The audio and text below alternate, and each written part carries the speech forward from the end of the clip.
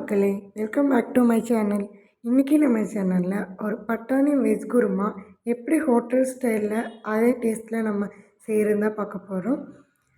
இதில் பார்த்திங்கன்னா ஃபஸ்ட்டு நம்ம ஒரு பேஸ்ட் ரெடி பண்ணி வச்சுக்கலாம். இதுக்கு ஒரு மசாலா எல்லாமே நம்ம சேர்த்து அரைக்கணும். அதுக்கு நான் கொஞ்சமாக தேங்காய் எடுத்து கட் பண்ணி சேர்த்துருக்கேன். இது கூடவே பார்த்திங்கன்னா 2 பச்சை மிளகா காரத்துக்காக சேர்த்துருக்கேன். நீங்கள் உங்கள் காரத்தை பொறுத்து சேர்த்துக்கோங்க. இதில் 1 ஸ்பூன் அளவுக்கு சோம்பு சேர்த்துக்கோங்க. 2 பட்டை சின்ன சைஸ் சேர்த்துருக்கேன். 2 முந்திரி சேர்த்துக்கோங்க. இப்போ இது கூட நான் கொத்தமல்லி இலைகள் தான் சேர்க்க போகிறேன். நீங்கள் புதினாவும் இருந்தால் சேர்த்துக்கலாம்.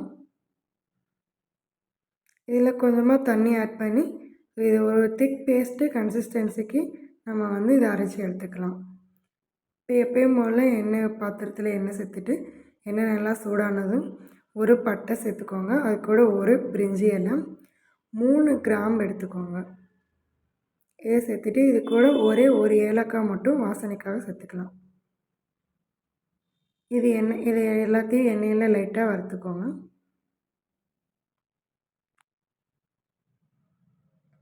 இப்போ இது கூட 1 வெங்காயம் கட் பண்ணி வச்சுருக்கேன். பெரிய வெங்காயம் சேர்த்துக்கோங்க.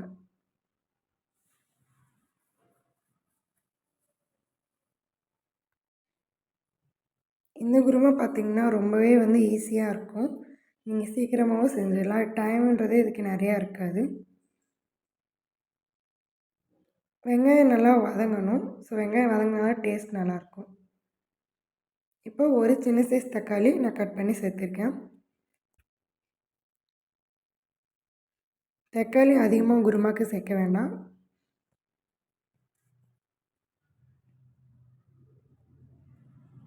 இப்போ இது ரெண்டும் நல்லா வதங்கிடுச்சு. இது கூட நான் கட் பண்ணி வச்சுருக்க காய்கறி எல்லாமே சேர்த்துக்கிறேன். இது கூட நான் என்னென்ன காய் ஆட் பண்ணியிருக்கேன்னா கேரட், உருளைக்கிழங்கு, காலிஃப்ளவர் தான் சேர்த்துருக்கேன்.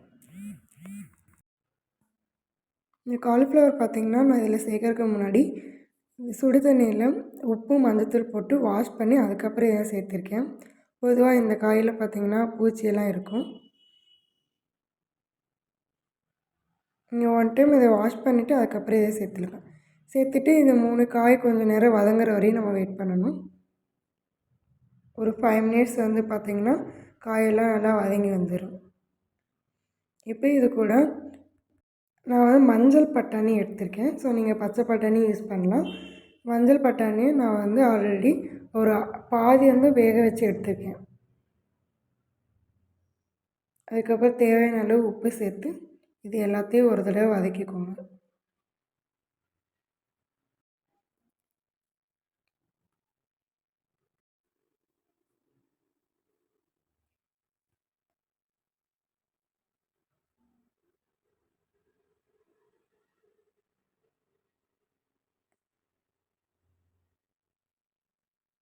இப்போ பார்த்திங்கன்னா காயெல்லாம் நல்லா வதங்கிருச்சு.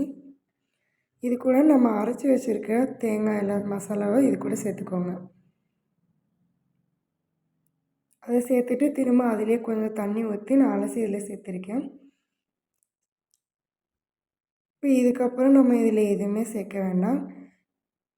உங்களுக்கு தேவையான அளவு தண்ணி ஊற்றி உங்களுக்கு குருமா எந்த அளவு கன்சிஸ்டன்சிக்கு உங்களுக்கு வேணுமோ ஸோ அந்தளவு உங்களுக்கு தேவையான அளவு தண்ணி ஊற்றிக்கோங்க. நான் ஒரு 4 பேர் சாப்பிட்ற அளவுக்கு தான் நான் இது பண்ணியிருக்கேன். ஸோ இவ்வளோ தான். இதுக்கப்புறம் நான் தண்ணி சேர்க்க போகிறது கிடையாது. இது எல்லாத்தையும் ஒரு தடவை நல்லா கலந்து மிக்ஸ் பண்ணி விட்டுக்கோங்க.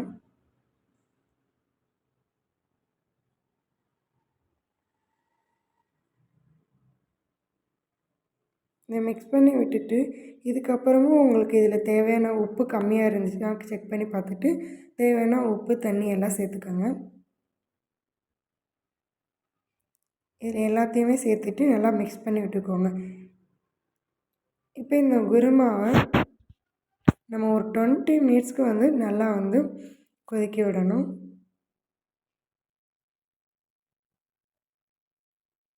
ஸோ பார்த்திங்கன்னா 20 மினிட்ஸ்லேயே நல்லா கொதித்து காயெல்லாம் கரெக்டாக வெந்து வந்துடும்.